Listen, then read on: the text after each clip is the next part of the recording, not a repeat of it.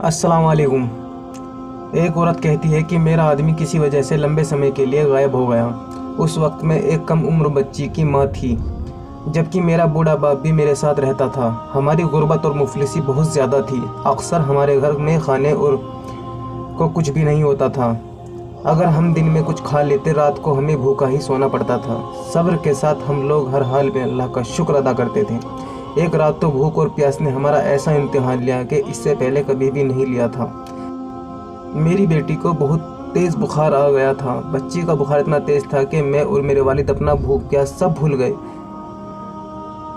ऐसी बेबसी और लाचारी इससे पहले कभी नहीं देखी थी। बेकरारी हद से ज़्यादा बढ़ गई तो मुझे अल्लाह ताला की वक़ाल याद आ गई कि भला कौन बेकरार की सदा कबूल करता है। जब वो उससे दुआ करता है तो कौन उसकी दुआ कबूल करता है। जी हाँ, कौन है जो भूख, बीमारी, दुख, तकलीफ, परेशानी, मुसीबत को दूर करता है।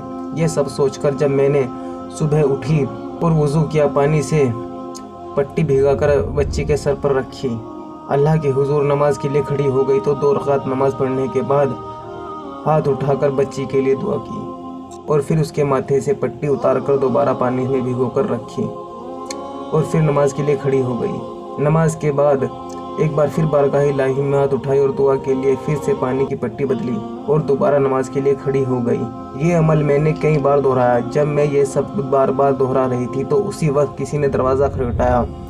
वालिद और मैं हैरान हो गए कि भला इतनी रात को कौन आ सकता है।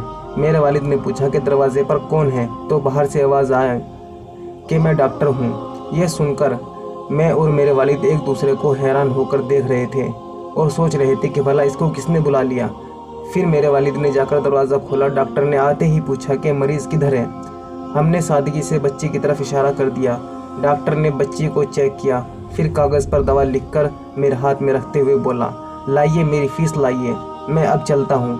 मैंने धीरे से डॉक्टर से कहा कि डॉक्टर साहब, मेरे पास आपको देने के लिए पैसे नहीं हैं, बल्कि हमारे घर तो कई दिनों से खाना भी नहीं है।